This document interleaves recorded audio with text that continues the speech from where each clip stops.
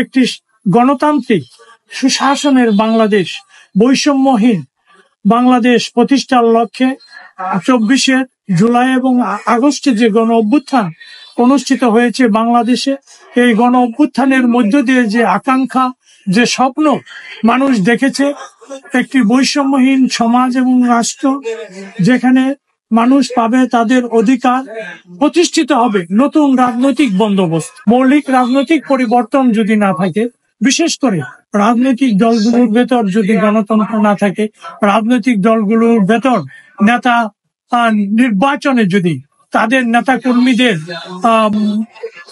যে মনোভাব তার বিকাশ না ঘটে, এবং প্রচলিত যে পরিবারতান্ত্রিক রাজনীতি এর থেকে বেরিয়ে এসে একটি গণতান্ত্রিক বাংলাদেশ প্রতিষ্ঠার জন্য অবাধ, সুষ্ঠু, নিরপেক্ষ নির্বাচন প্রয়োজন। আমাদের মনে রাখতে হবে, নির্বাচন হলেই দেশে গণতন্ত্র প্রতিষ্ঠিত হয় না, যা হয়নি বিগত 54 বছরে।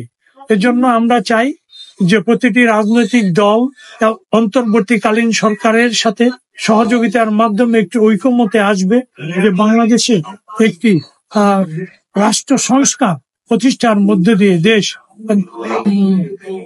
যে স্বপ্ন নির্বাচন সেদিকে ধাবিত হবে।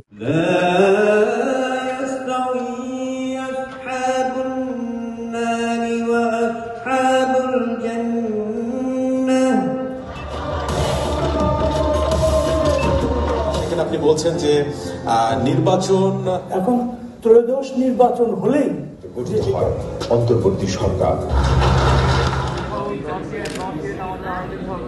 তিনি সপরিবারে বসবাস করছেন নিউ ইয়র্ক সিটিতে। ব্যক্তিগত জীবনে লেখার সমস্যা হচ্ছে এই যে এটা চট জলদি লেখা, যেটি বাংলাদেশের স্বপ্ন ও 24শে।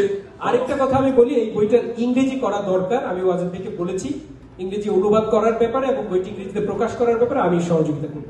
সাংবাদিকতা সম্পর্কে সেই ধারণাই রাজ্য করে এত হত্যা, এত গুম করে এখন এই প্রবাসী বসে সোচ্চার তারা কাগজে কলমে ফিরতে হবে মূল ধারায়, এবং it is a crime, it's a genocide, and it should be justice by the people of the government. আমরা বিচারের নামে আজকে যেটা করতেছি, দীর্ঘায়িত করছি, যেগুলোর বিচারের জন্য দীর্ঘ সময় প্রয়োজন নাই। You can do it within 7 days. এবং তিনি দীর্ঘদিন তার পত্রিকায় খেলতে খেলতে দেশের মানুষকে নিঃস্ব করে দিয়েছে, দেশটাকে ধ্বংস দিয়েছে।